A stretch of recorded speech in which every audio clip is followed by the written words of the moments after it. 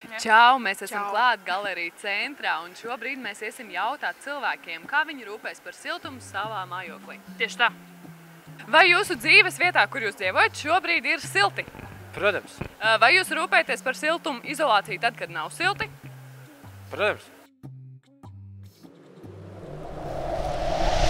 Mums ir parketa loga, mums nevajag aizmirst. Jums viss ir kārtībā. Un jums? Arī. Nav silti.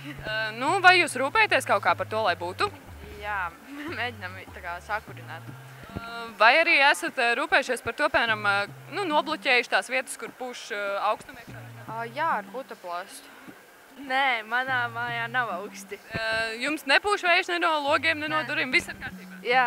Jums ir paveicies, ar to arī apsveic? Nē, nav silti. Vai jūs rūpēties par to, lai tas siltums kaut kā paliek pie jums?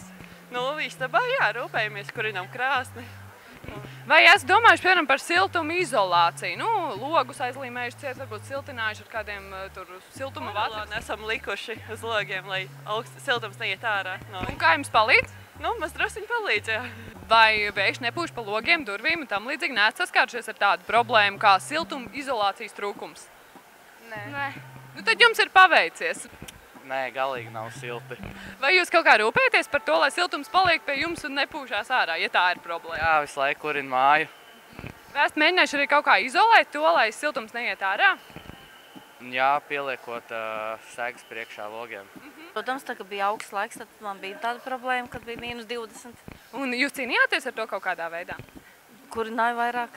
Nē, man ir pakiši logi, es tur neko aizlīmēt nevaru, bet vienkārši man par cik ir personīgā gāzes apkur, tad es vienkārši stiprāk kurināju. Sildītājs slēdzam iekšā? Jā, esam izdarījuši. Visu esat apmainījuši? Jā. Tātad, ko jūs mainījāt? Logus, durvis? Logus, durvis nebija nepieciešams mainīt. Labdien, vai mēs varam jums uzdot dažus jautājumus? Sakiet, lūdzu, vai šobrīd jūsu dzīvesvietā ir silti? Pietiekoši. Vai jūs esat saskāries ar to, ka tomēr nākās izolēt tās telpas, lai siltums neiet ārā vai augstums nenāk iekšā? Pagaidām vēl nav tā bijis. Nē, es dzīvoju Rīgā, diezgan augsts. Vai jūs esat saskārusies ar to, ka augstums pūš iekšā, siltums iet ārā un nāks kaut kā izolēt tās sienas, logus, durvis? Jā, es dzīvoju kājās un ir diezgan augsts. Pūš visu laiku vējš iekšā. Un kā jūs to darāt? Kā jūs varbūt aizsadzat logus, durvis? Nē, mēs neko nedaram, aiztaisam logu ciet un visu. Ir bijis jālīmē logu ciet, ir bijis daudz, kas ir jādara, teiksim, durvis nosiltināt ar siltām un ierīcēm. Kas jūs prāt palīdz vislabāk tādā situācijā, ja vajag ātri nosiltināt? Ja ātri, tad tas pieejamie materiāli, kas ir pie rokas tieši, ko var vienalga. Kaut vai tas pats rupjais segu kaut kādā aizlikt priekšā, ja ir liela cauruma to. Īstenībā ir gan, bet tā nav tik liela problēma, jo ziema samērā bija šogad īsa, bet augsta.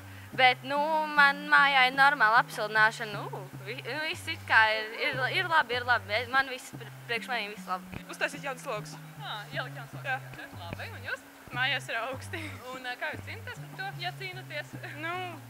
Bieži eju pie draudzenēm. Labdien! Sakiet, lūdzu, vai jūsu mājās šobrīd ir silti? Nē.